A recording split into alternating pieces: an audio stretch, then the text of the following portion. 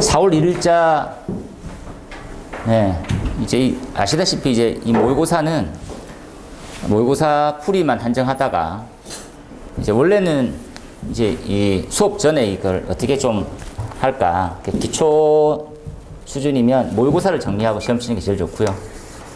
모의고사가 핵심입니다. 모의고사 했는데 한 주 전에 이렇게 뭐 나가고, 그리고 유사한 문제가 좀 많아질수록 이제 이게 내거화 되면 되는데 자료 수집에 막 급급해서 너무 그러지 마시고, 이게 아무리 많은 자료도 자기 게 안 돼 있으면 아무 소용이 없잖아요. 그래서 매주 이제 이게 어느 문제까지 5개에서 10개까지는 내가 습득하고 외우고 쓸 수 있는 형태를 계속 반복하는 게 제일 중요합니다.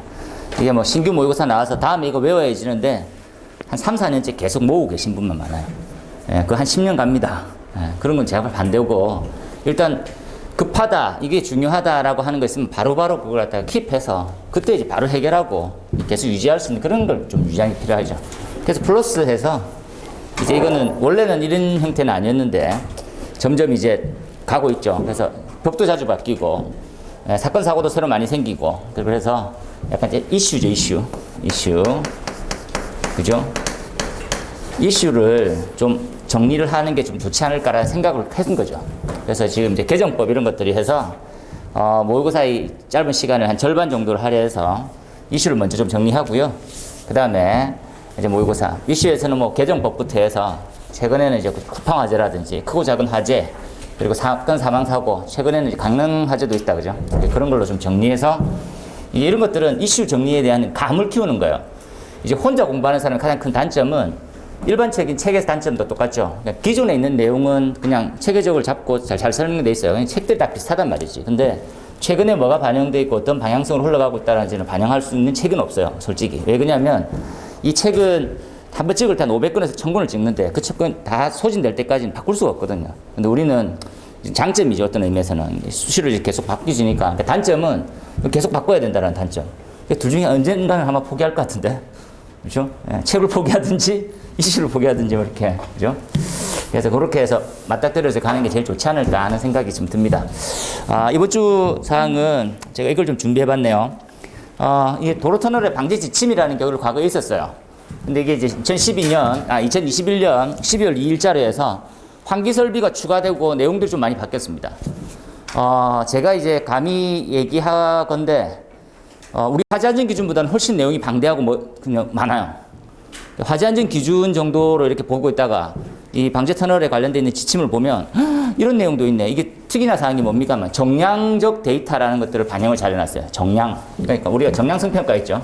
위험을 평가할 때 정성적인 평가가 있고요. 정성적 위험을. 이게 쉽게 말하면 도대체 몇 명 죽어 이런 말이에요.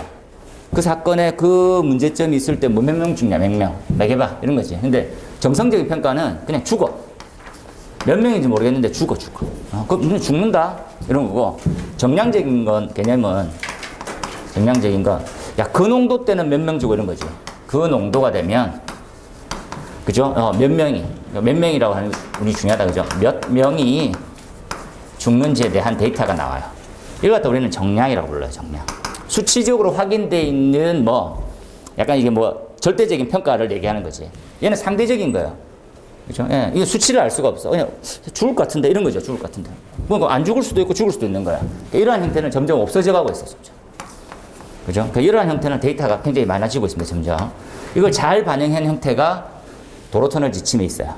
그래서 도로터널 지침에 대한 풀 데이터를 단톡이나 사이트에 올릴 텐데 다 보기는 너무 많아요. 그러니까 이건 아직까지 접근하라는 게 아니고 이런 게 한번 시간 내서 한번 보면 좋은데 이거 문제와 바꾸기도 좀 쉽지 않습니다. 근데 최근에 나왔던 문제는 도로터널에서 이제 정량적 평가 중에서 FTA라든지 ETA라든지 이렇게 방법들이 있는데 그 방법 중에 하나가 거기서 그대로 나왔어요.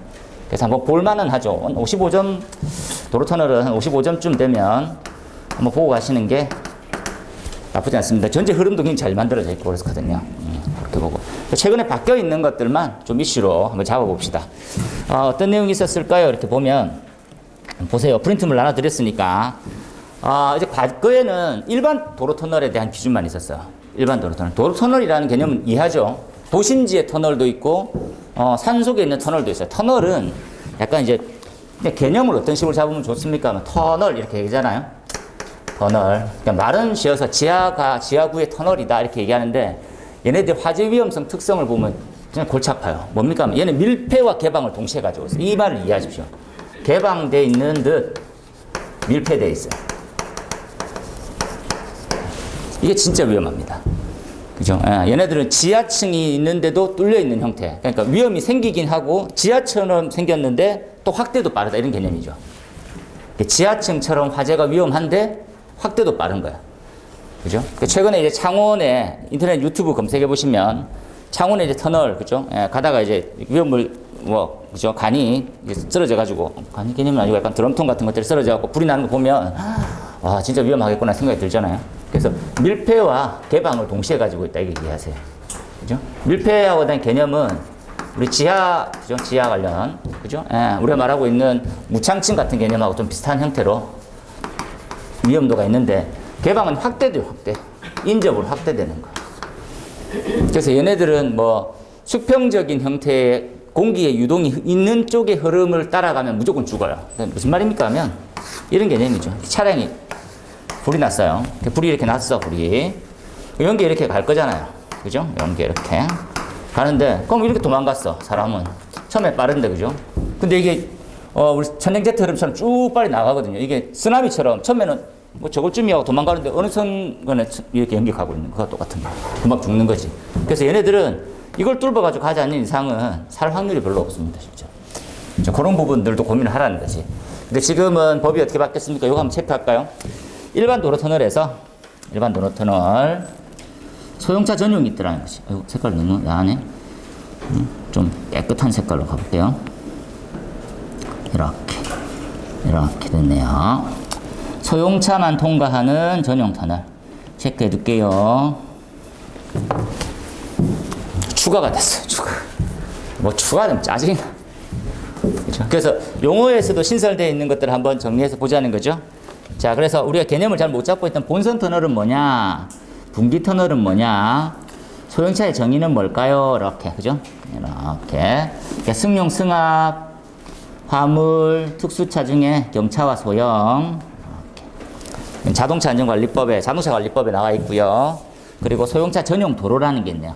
도로교통법에, 도로법에 나와 있는 내용으로 소형차만 이용 가능한 도로 이런 게 있다네요. 이렇게. 그래서 관리 운영 책임자, 위탁 관리도 맡기고 하는 거니까 참조해서 보시고.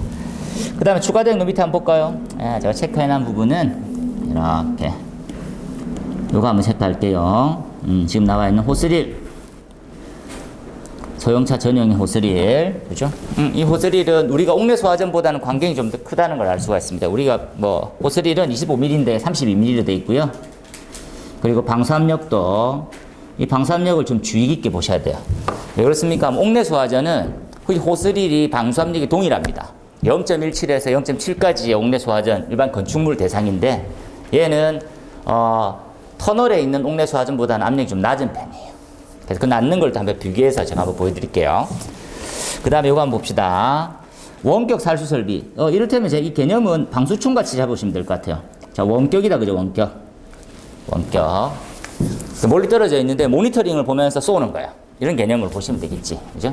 그래서 소형차 전용 터널에서 터널 관리자에 의해서 진압할 수 있는, 체크합시다. 자동. 그죠?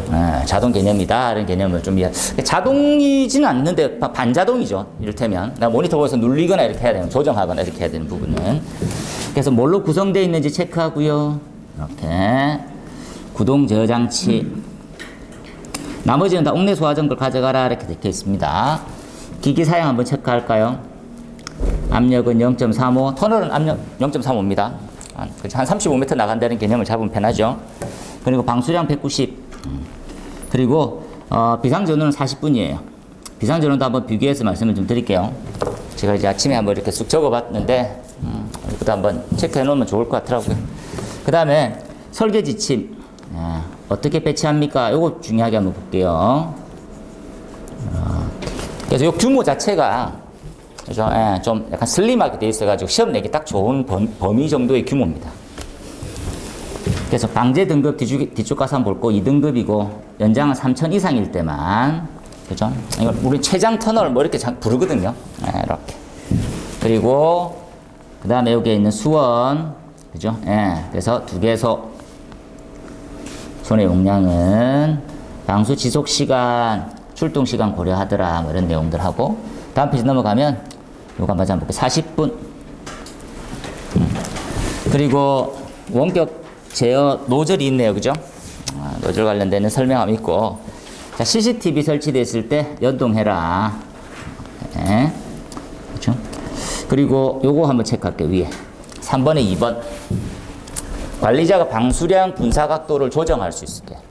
결국은 이제 약간 수동 개념인데 반자동이라고 보통 부르긴 하죠. 누르면 바로 자동으로 나가긴 하는데 조절해서 나가는 거거든요. 방수총 이런 개념으로 이해하시면 됩니다.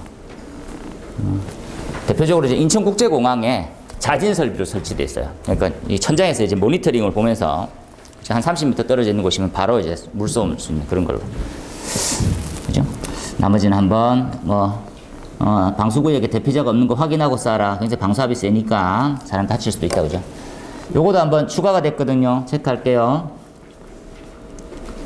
터널에서는 위험성 평가라고 하는 것들을 먼저 시행합니다. 일반 건축물의 위험성 평가의 개념은 요거 한번 적어 드릴까요? 이렇게 한번 이해해 봅시다. 그죠? 이를테면 한번 이해하세요. 이를테면. 어떤 개념이 있을까요? 라면 이게 3가지만 제가 분류를 해볼게요. 이게 정확한 건 아닌데 개념을 먼저 잡기 중요합니다. 건축물일 때는요, 건축물일 때 위험성 평가는 뭘로 합니까? 라면 얘네들은 성능 위주 설계를 해요.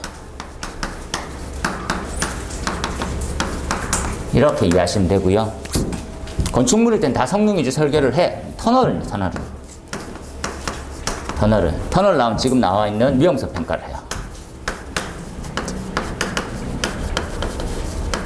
위험성 평가. 이땐 정량적, 정성적, 뭐 몇 가지 평가 방법, 기법들이 다양하게 있어요. 이게 우리가 알고 있는 오리지널에 가깝고, 그 위험물 쪽은 어떻게 합니까? 위험물 쪽은. 위험물은 우리가 제출한 PSM에 그 내용이 나와 있더라고. 그죠? 한 번만 생각해 보세요. 이렇게 개념을 좀 잡으시면 좀 편해요. 그죠? 작은 그죠? 옥내 저장소 위험물 저장소 하나 만드는데 PSM 하냐? 그렇지 않죠? PSM에 대한 규모는 생산하거나, 그죠? 우리가 말하는 유해 물질을 생산, 저장, 처리할 때만 하거든요. 그런 개념을 좀 이해해서 보시면 될 것 같고요. 그 다음에 사고 시나리오. 이게 이제 우리는 성능 위주 설계하고 좀 닮았습니다. 어떻게 합니까? 하면 불을 내봤었을 때 얼마의 강도의 에너지가 나오고, 그죠? 그래서 이런 것들 한번 보시라는 거지. 그래서 요게 한 승용차는 5MW 정도네요. 2대는 10MW. 지금 우리 현재 차량 여기서 한번 화살표를 이렇게 해서 현재 이제 어느 정도 합니까? 라면 이렇게 해볼게요. 건물에서는요, 건물에서는 약 9MW 정도 합니다. 보통 차량 한 대가 한 4.5MW 정도 되거든요. 그래서 하는데, 여기서는 그냥, 10MW 하라네요.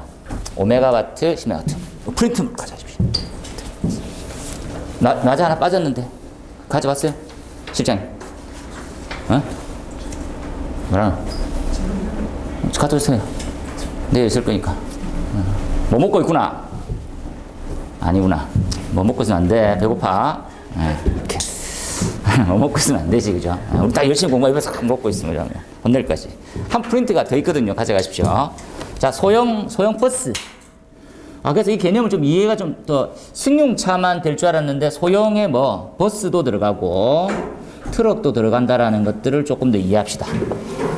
좀 더 범위가 좀 더 넓어져 있는 것 같은 느낌이 드네요. 그죠? 그리고 15MW 적용, 20MW. 그죠? 나머지 한번 읽어보시고. 그래서, 위험성을 평가할 때 화재 강도를 먼저 제일 우선하거든요. 이 강도가 얼만큼 커질 거냐, 화재가. 얼만큼 큰 화재가 발생하느냐를 예상할 때 시나리오를 짜는데 5메가, 10메가 정도를 하는 거다. 이렇게 봐놓으십시오. 그래서 요거 지금 20MW는 버스하고 좀 닮았어요, 버스. 20MW는 버스하고 똑같습니다. 그죠? 우리가 터널에 관련되어 있는 화재안전 기준이 있죠. 그 기준에 보면 20MW가 버스 기준으로 되어 있어요, 버스. 넘어가 볼게요. 요거는 이제 한번 자료를 넣었으니까 참고만 해보시고, 이건 시나리오 이런 개념을 잡는다 정도만 보시고요. 그 다음에 우리 교재의 거 수정할 거 말씀드릴게요. 교재 수정할 거. 교재 페이지는 여기 있습니다. 여기 2권에 25페이지부터 28페이지까지 있는 내용이 수정돼요. 수정돼서 이제 자료 올릴 테니까 여기까지 내용이 또 똑같고요. 아래쪽에 이 부분 한번 봅시다. 자, 여기 개정법을 제가 넣었어요. 아우, 시끄러웠네. 그래서 여기 지금 터널에 대한 구분은 터널의 구분을 가지고 방제시설을 설치하기 위해서 터널을 구분합니다. 터널의 등급을 매길 거예요. 등급은 어떻게 합니까? 하면 길이랑 위험도 지수로 매길 거예요. 이렇게 이해할게요. 쉽게. 터널의 연장, 길이죠. 터널의 길이와 위험도 지수를 가지고 방제 등급을 구분할 수 있어요. 이렇게 해봅시다.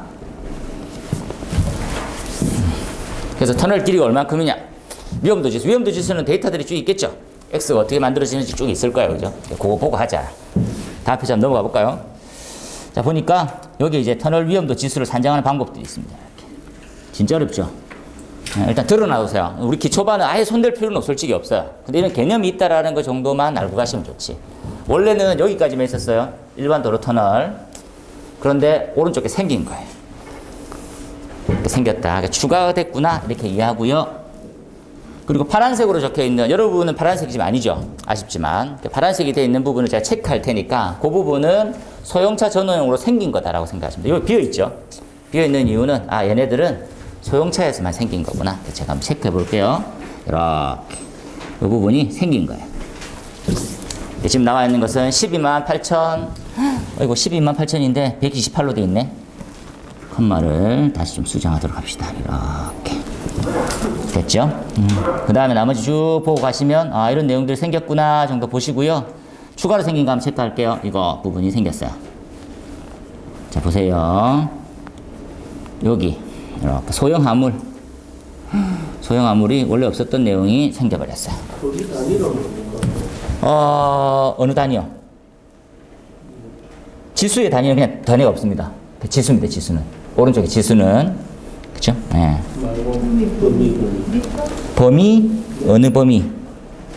생존 항목이 두 번째 강 맨 위에. 범위는 왼쪽에 있는 단위가 있죠. 여기 있네, 여기 단위. 여기 단위예요, 전부 다. 요거. 이게 단위예요. 단위예요. 왼쪽에 다 있죠, 단위들이. 그죠? 예. 예를 들어서 8,000 이상 이러면 요거. 예. 이거에 이상 이렇게 봐주세요. 그 다음에 나머지는 쭉 보시고 그리고 그렇게 보시면 되겠습니다. 그죠? 그래서 추가로 생긴 거 이런 것들이 추가로 생겼어요. 이거 추가로 이렇게 생겼어요. 체크해 놓으세요.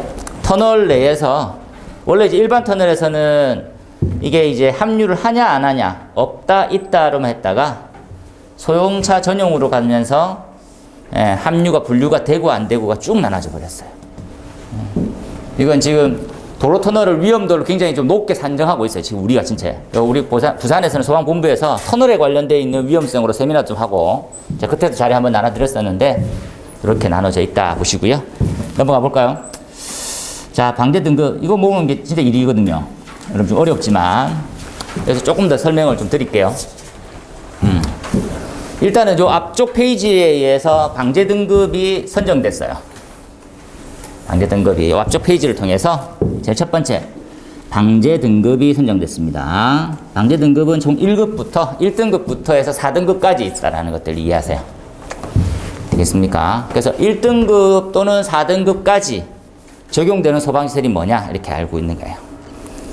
이해되시죠? 그럼 단순하게 생각하면 4등급보다는 1등급이 위험도가 가장 크겠군 이렇게 생각이 드는 거지. 그렇게 바로 한번 이해해 놓으세요. 이거 보면 자, 위험도수는 여기가 제일 크고요. 여기가 상대적으로 작습니다. 그래서 1등급이 소방시설이 가장 많이 들어갈 거라는 것들을 예측이 되네요. 되겠나요? 그래서 1등급 아래 보면 전부 다 체크돼 있어. 근데 체크는 어떤 거는 그냥 동그라미고 어떤 거는 그죠? 동그라미가 흑색으로 가득 차 있는 거고 어떤 거는 쌍동그라미가 있고 그래요. 그 하부에 표 하단에 설명이 되어 있으니까 그때는 한번 찾아가시면 될 것 같고 추가된 것만 체크합시다. 자 볼게요. 자 여기에 형광펜을 제가 칠할 테니까 따라와서 보세요. 소형차 추가됐어요. 소형차. 자 근데 소형차가 갈로하고 소형차일 경우에는 이렇더라라는 말이에요. 똑같은 조건에 이렇더라 이렇게. 그죠? 네. 그래서 일반 터널은 뭐 4차로 미만일 때 주행차의 우측 벽면인데 소형차는 한쪽 벽면이라고 되어 있어요. 우측이 아니고 한쪽. 왼쪽 오른쪽 상관없다라는 거. 이렇게 해서 이해해서 보세요. 자 그리고 옥내 소화전하고 추가된 설비하는데 요거 추가된 설비예요. 원격 제어 살수 설비. 소형차에만 들어가 있어 갈로 소 이렇게 넣어놨어요. 소 이렇게 넣어놨어요. 자 그죠? 그 다음에 얘 위에는 옥내 소화전인데 요거 추가 그죠? 요 내용은 옥내 소화전하고 원격이랑 같은 기준으로 되어 있어요. 그런데 2등급에 3,000 이상일 때 얘는 추가가 됩니다 라고 하는 내용만 한번 체크해 놓으세요. 추가가 됐으니까. 그리고 그 다음에 물분무 요 기준에서 얘가 추가가 됐어요. 소형차 그리고 공용 도로 균일하게 방수. 근데 요 내용은 생각보다 꽤 중요합니다. 밑에 가서 한 번 더 줄 칠 텐데 소하용수 공급용 주배관은 상하행이 공용으로 같이 쓸 수 있어요. 한 배관으로. 그렇죠? 상향 이쪽 편 라인과 저쪽 편 오는 라인을 하나로 쓸 수 있단 말이에요. 무슨 말인지 아시겠죠? 이렇게 이게 상향 이게 하향이에요. 원래 수계 시스템은 이렇게 한 관 가고 이렇게 한 관 오라고. 근데 소형차 같은 경우는 두 개 연결시켜놔도 상관없다고요. 이해됩니까? 짧아. 규모 작아. 그럼 한 바퀴 둘러도 괜찮아. 이런 말이에요. 그 말이 나와 있네요. 그죠? 예. 공급용 주배관이 한 관으로 써도, 하나로 연결되어 있어도 상관없습니다. 이렇게 나와 있어요. 그 다음에 내용 수정된 거. 원래 이제 우리가 유고라는 말 썼어요. 유고라는 말이 뭡니까? 사고가 있는 이런 개념이거든요. 유고. 근데 그 형태가 자동 사고 감지 설비로 바뀌었고요. 그리고 오른쪽에 끝에 영상 사고가 내외 돌발 사항은 터널 특성. 이게 개정이 바뀌었어요. 한번 체크해 주시고요. 그 다음에 요 부분 플러스 추가로 됐어요. 추가로. 요것도 한번 줄 쳐놓을까요? 앞쪽에 있는 내용 똑같이 얘가 추가가 된 거. 플러스는 추가. 봐놓으세요. 그리고 얘 소형차 까지만 한번 보시고요. 넘어가 볼까요? 여기도 파란색이 몇 군데 있으니까 체크할게요. 유도등 4등급에 추가됐습니다. 여기 좀 작게 이렇게 볼게요. 그리고 4등급 추가된 사항들 이렇게 한번 쭉 보십시오. 그 주의할 점은 여기 3등급, 4등급이 제한 설비가 추가가 됐는데 소형차에서는 이거 반영하면 안 된다라는 말이에요. 이건 주의 표시를 해주세요.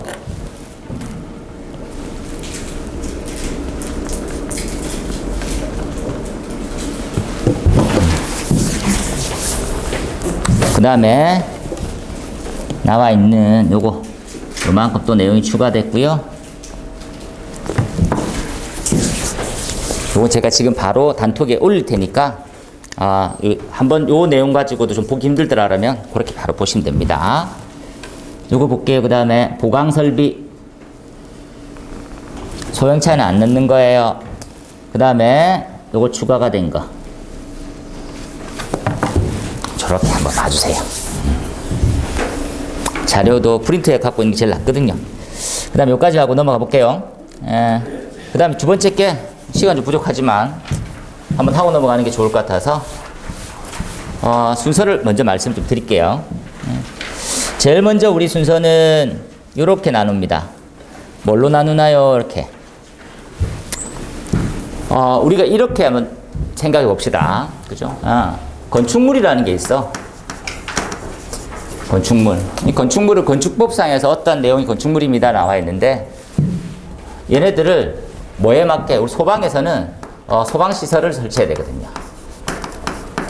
시설을 설치하고 싶어.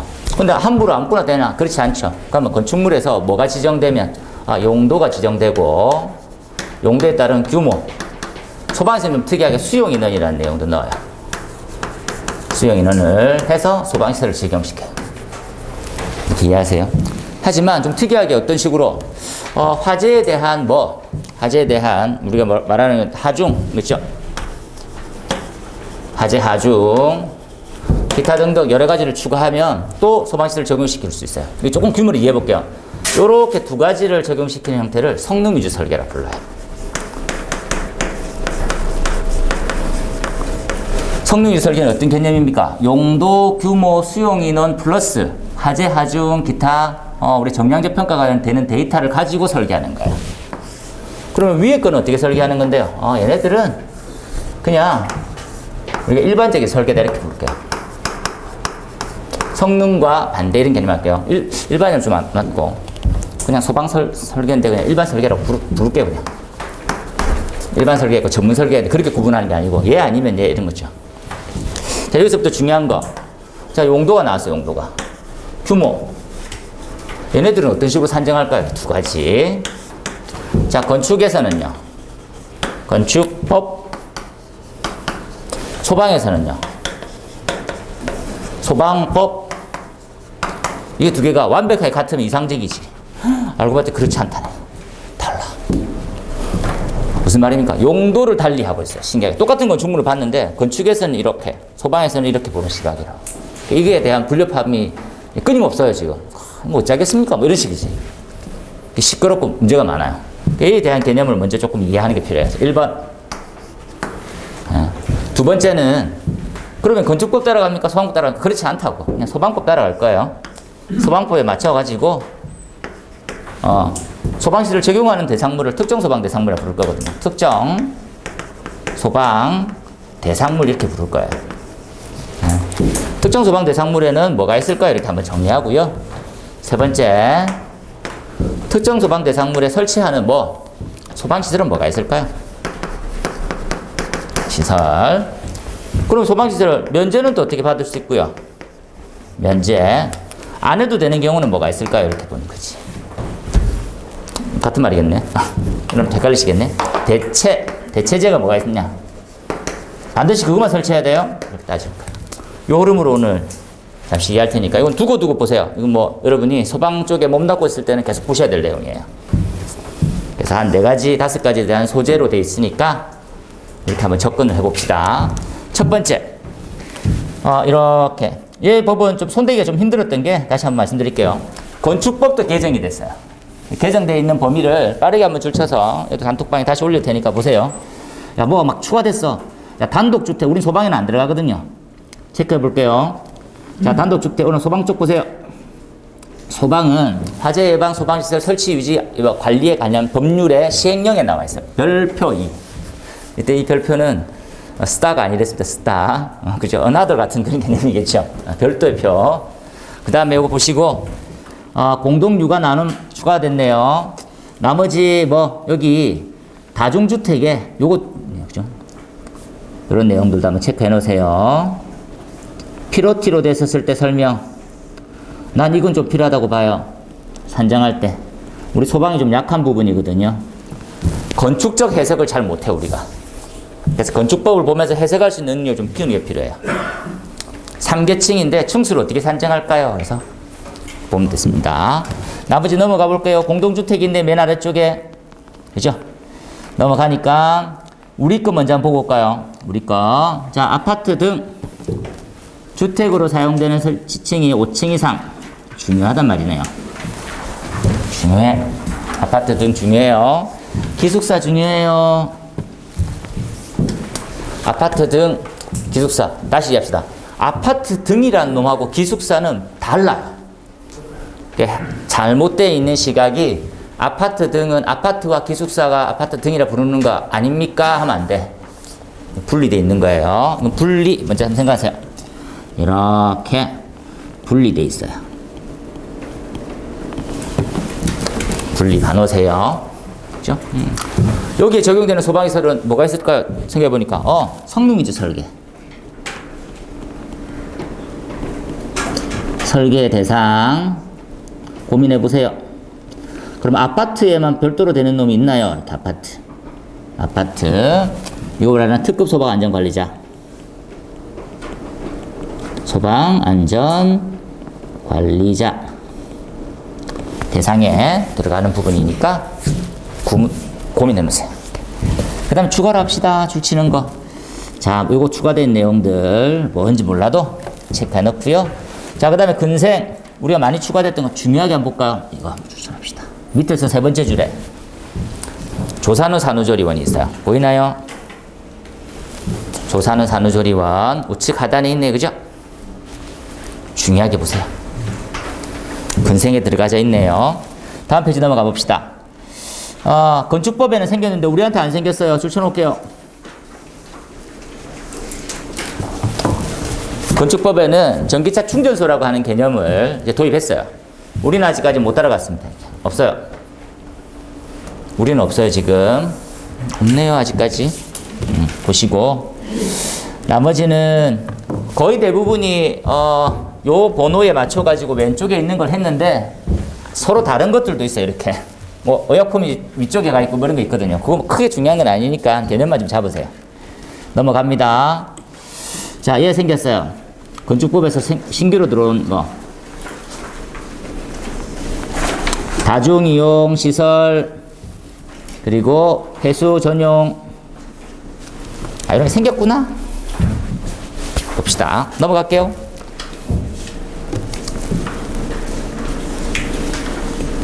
넘어갑니다. 그 다음에 우리 전통시장 생겼어요. 자, 5페이지 하단에 판매시설 중에 전통시장.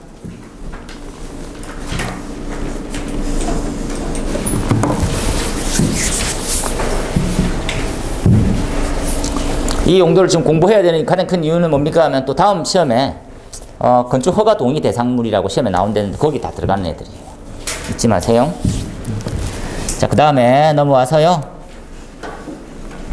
자, 이 부분 우리랑 좀 용도를 달리하고 있는 애.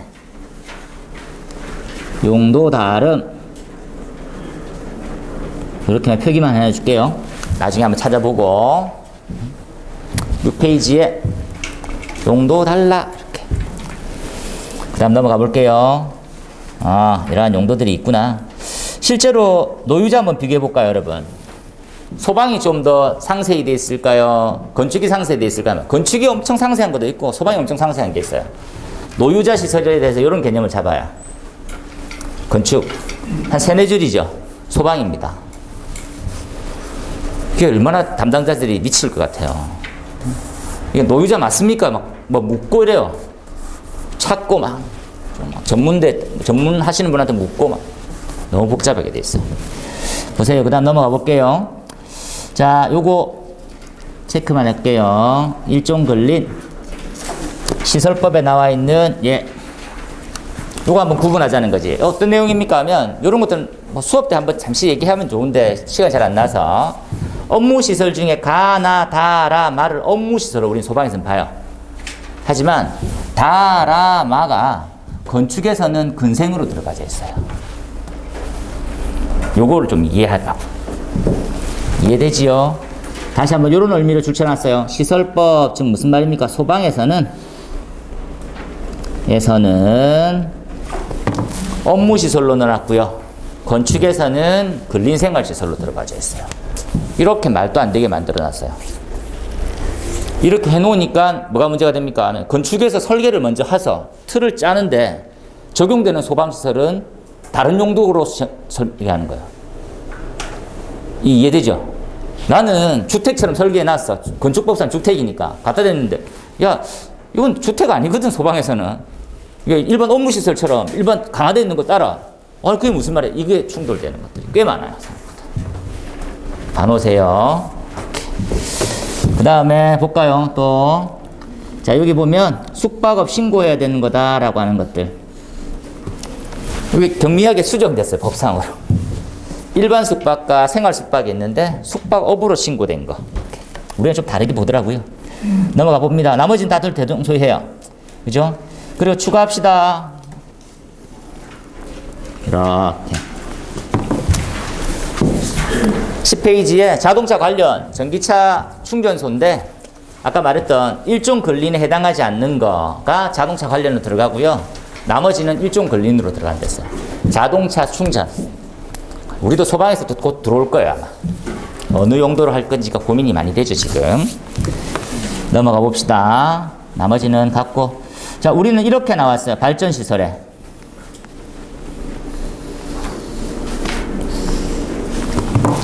어떤 개념입니까 하면 아까 건축에서는 전기차 충전시설을 얘기했었고요.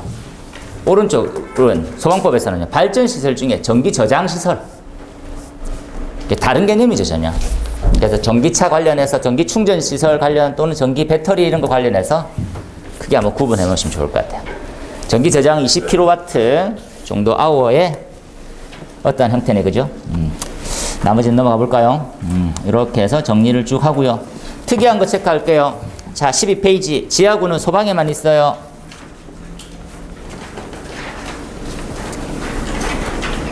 소방 전용입니다. 자, 문화재 소방에만 넣어요. 문화재가 없습니까? 어떻게 되냐? 문화재안전관리법에서는 정의하고 시설을 놓고 하는데 그걸 또 소방에 갖고 왔어요. 이렇게. 소방에. 요건 기준이 개정됐으니까 반드시 암기하세요. 지하구.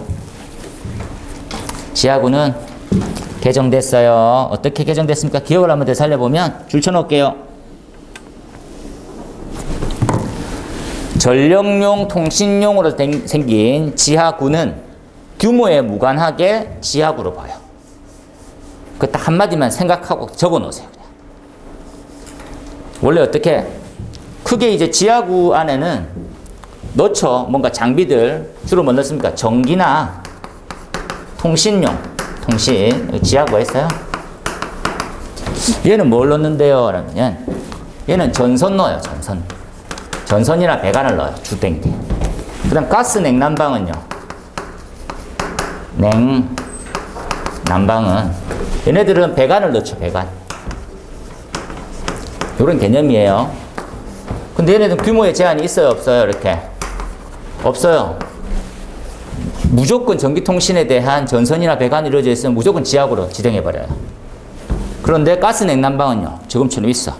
어떻게? 이렇게 생각하랬다. 그죠? 이렇게. 입체감이 쩐다. 그죠? 완벽하게 입체를 느껴지죠? 50m. 그죠? 높이는 2 혹은 1.8. 잊지 마세요. 위는 무관해요. 그 내용이 나와 있어요. 되겠습니까? 체크 되겠네. 그죠?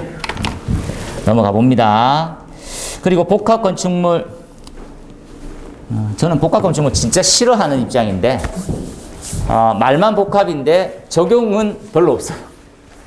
이렇게. 요것도 한번 시간 나면 암기했어야 될 사항 중에 하나입니다. 현장에서는. 그리고 시험에 뭐가 나왔나요? 얘 나오죠. 이렇게.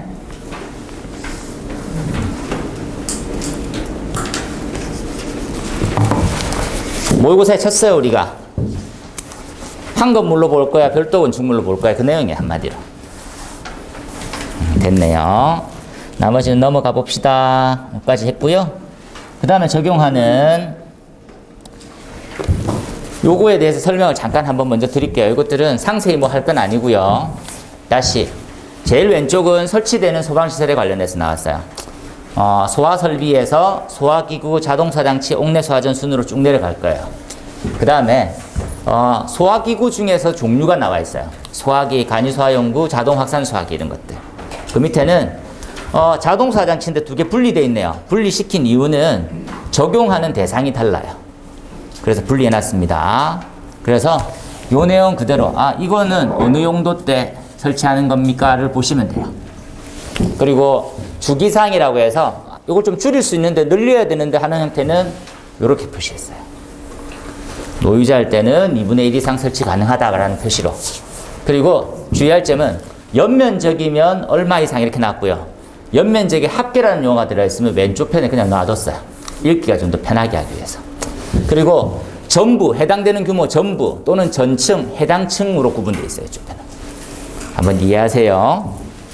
그 다음 밑에 보니까 주거용만 예를 한번 들을까요? 주거용 정식 명칭이 주거용 주방 자동소화 장치입니다. 그죠? 얘네들은 그냥 소화기였다가 분리돼서 자동소화 장치가 별도로 나왔는데 얘네들은 아파트 30층 이상의 오피스텔의 주방에만 설치 대상이 돼요. 체크하세요. 주방의 전층입니다. 전층 체크하세요. 나머지 한번 쭉 보세요. 보시면 그냥 어려운 건 없으니까 다음 페이지에 스프링클러는 한번 보고 가시면 좋을 것 같고 제가 용도 이런 것도 잘 암기 안 시키거든요. 한번 보고 가시면 좋을 것 같고 그죠? 그리고 추가된 거 한번 체크할게요. 보이나요? 이 페이지에 전기 저장 시설 다 설치해라 이렇게 나와 있습니다. 나머지 넘어가 볼게요. 조사는 산후조리원 간이 스프링클러 원래 있던 내용에 가깝습니다. 그죠? 보시고 간이 나머지는 한번 쭉 보시면 될 것 같네요. 이렇게 그죠? 네, 이거 보시면 될 것 같아요. 그 다음 누전, 자탐, 그죠? 속보, 단독 경보에 한번 체크할까요? 이런 것들은 양념 사망, 그죠? 시각 경보기. 그 다음에 피난기구, 인명구조.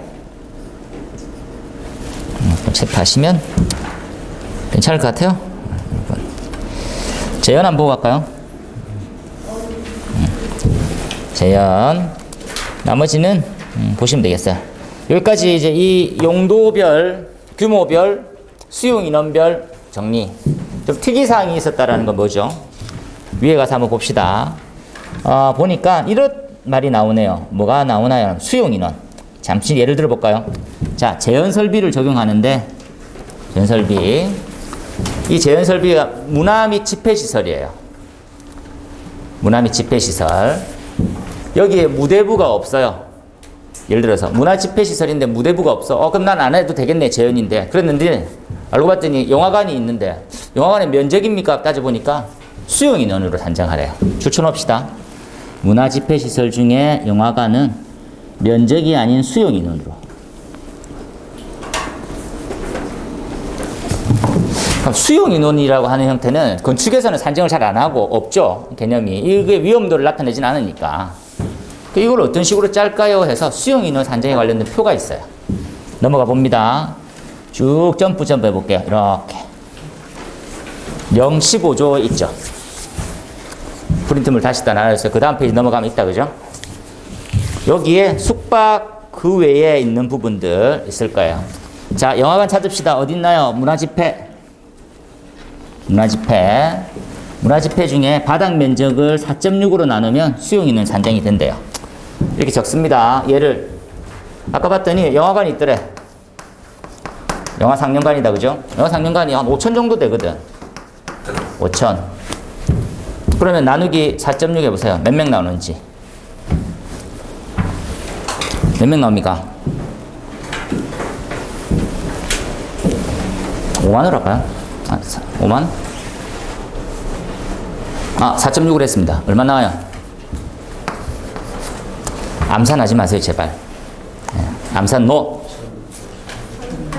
1087. 너 맞네. 500으로 합시다. 그러면 187?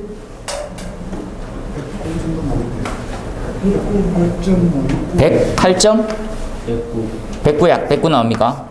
109인 나오네요. 재현이 설치 대상이 됩니까? 안 됩니까? 방원이 봤든. 되네요. 그죠? 다시 한번 가볼까요? 이렇게 가보니까 수용 인원 100인 이상이니까 재현 설비가 대상이 되는 거예요. 근데 왜 연면적을 따질 때 영화관인데 500제곱미터 이상이면 넣으라고 말 안 했을까? 그럼 우리가 실제로 피난하는 사람 기준으로 기준이 만들어진 거지, 이건. 이해됩니까? 몇 명 들어올 건지 산정하는 것들 더 중요하게 보는 거예요. 면적이 중요한 게 아니고. 용도별로 사람 수는 다 달라지거든. 그래서 수용 인원 기준으로 해라 이렇게 되는 거죠. 다시 한번 봅시다. 옆에 가서 예를 한번 들면 되죠. 문화집회에 바닥 면적 나누기 4.6을 해서 인수 구해서 인수에 맞춰가지고 소방시설을 넣으라는 거지. 그 내용들 나와 있어요. 빠지는 것들까지 다 체크해서 나머지는 요거 한번 체크했네, 그죠? 이렇게 보시면 될 것 같고요. 이래서 이제 수용 인원별로도 산정되는 방법을 배웠어요. 그 다음에는요, 뭐가 있을까요? 넘어가 봅시다. 면제받을 수도 있습니까? 면제받을 수도 있어요. 안 해도 된대. 안 해도 된대. 개념을 이해할게요. 자, 왼쪽은 설치 면제되는 대상. 설치 면제되는 대상. 이거 설치하면 왼쪽이 면제될 거 이런 개념이에요. 원래 왼쪽을 설치해야 되는데, 오른쪽 걸 설치하면 왼쪽은 면제해 줄게 이란 말이에요. 쉽게 이해해 놓으세요. 오른쪽 걸 설치하면 왼쪽을 면제해 주마. 원래 이거 설치 대상이었는데, 기존 설치, 오른쪽 거 설치하면 왼쪽을 면제해 줄게. 대표적인 예 한번 봅시다. 첫 번째, 자동차 장치.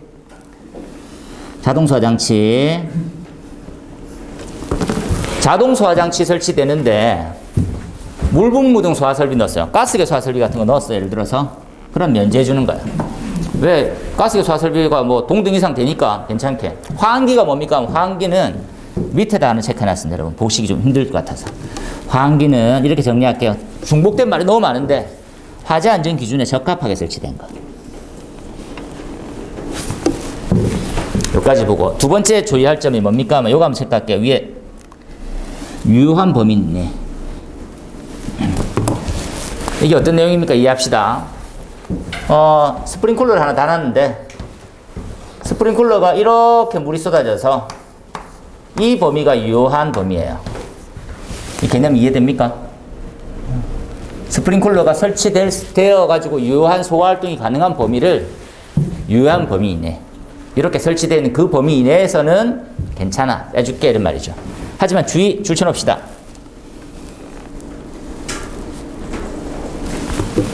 조심하세요. 주거용 주방 자동차 장치는요, 가스계 소화 설비를 설치해도 그대로 유지하고 있어야 돼요. 안 되네요, 그죠? 주거는 안 되네. 그 다음 나머지 내용들 쭉 한번 보세요, 그죠? 특히나 주의할 점, 옥내 소화전 설치하는데 호스릴 방식의 미분무 설치, 옥내 소화전 똑같이 생겼던데요. 그냥 설치하면 안 되겠습니까? 옥외 소화전 설치하면 안 되겠습니까? 안 돼. 왜? 소방본부장 서장 추천하세요. 소방본부장 서장이, 즉 소방서에서 진짜 그래, 옥내 소화전 넣긴 좀 그렇네 라고 인정을 안 해주면 네가 알아서 바꾸는 건 안 된단 말이에요. 주의합시다. 나머지는 쭉 읽어보세요. 요거 한번 체크합니다.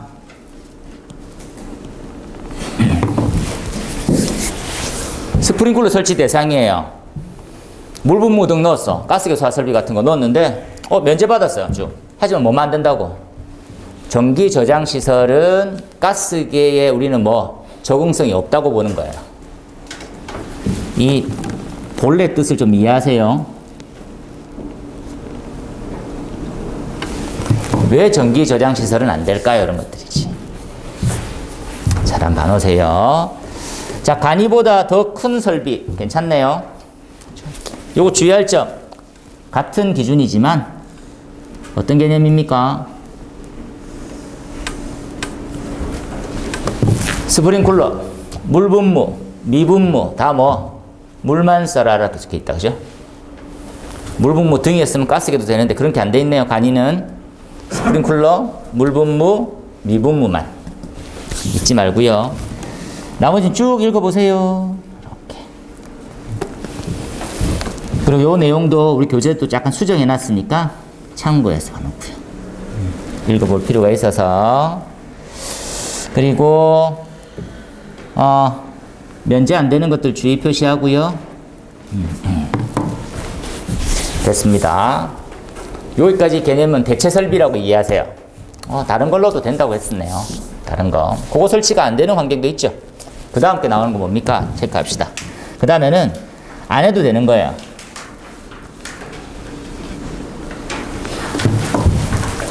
우리는 예상 문제로 지금 했어요. 법 부분에서. 그죠? 총 4가지가 있습니다. 첫 번째, 왼쪽에 볼까요? 위험도가 낮아요. 두 번째, 화재 안전 기준을 적용하기가 어려워요. 세 번째, 다른 법을 적용해야 돼요. 네 번째, 자체 소방대가 있는 위험물이에요. 위험물 시설. 그래서 쉽게 정리해서 한번 보는 부분은 이렇게 이해합시다. 위험도가 낮다는 것들은 탈 게 없다는 거죠. 정리가 되네. 뭐, 걔네들을 불연제라고 불러요. 불연. 그죠? 또 뭐, 석재. 안 타는 주물. 이런 애들은 5개소 하자 설치 면제예요. 공통사항 줄을 한번 칩시다. 위에. 연결 살수 설비. 공통이에요. 다 들어간단 말이에요. 자, 두 번째. 소방대도 있고요. 24시간도 근무해요. 무적이겠는데? 그때는 정말 많은 설비를 면제해 줄 수 있어요.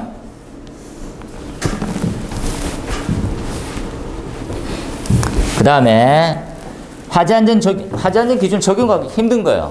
이 개념은 그냥 물입니다. 물 한번 적을까요? 물 많은 장소.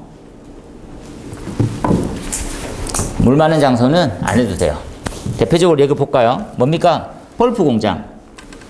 폴프 공장은 그냥 나무나 기존 종이를 갖다가 막 잘게 잘라갖고 물 섞어가지고 다들 뭐 씻어야 돼요. 물 엄청 많이 써요. 그래서 단점이 폴프 공장이 오폐수의 원인이 돼서 설치되면 반대 엄청 많아요. 그 정도 물을 많이 씁니다. 음료수, 세정, 수영장, 정수장. 아, 그렇네요. 그죠? 위쪽은 스상, 밑엔 자상. 물이 너무 많다 보니까 보세요. 얘네들 물 원래 많아요. 엄청. 상수도 같은 것들이 필요 없어요. 이해하세요? 그 다음에 원자력, 그 다음에 자체 소방대, 옥내, 옥외, 연송. 소방대하고 연결 성수관은 같은 한 몸이에요. 전문 소방대가 불 끄는 전문인데 이 사람들은 연결 성수관하고 무조건 한 몸이에요. 위도 마찬가지입니다. 한 몸이에요. 소방대는 이렇게 한번 적용을 해봐 주시면 될 것 같아요. 그래서 다시 한번 정리하면 건축과 소방은 용도를 달리하고 있다는 거 하나, 그리고 소방은 해당 규모, 용도, 수용 인원에 따라 가지고 소방시설을 적용시킨다는 거 하나, 대체할 수 있는 설비가 있다는 거, 면제할 수 있는 조건이 있다는 거, 여기까지가 한 흐름이라는 거. 이렇게만 좀 준비를 합시다. 좀 내용이 많았네요. 그죠? 이렇게. 잠시 끊었다가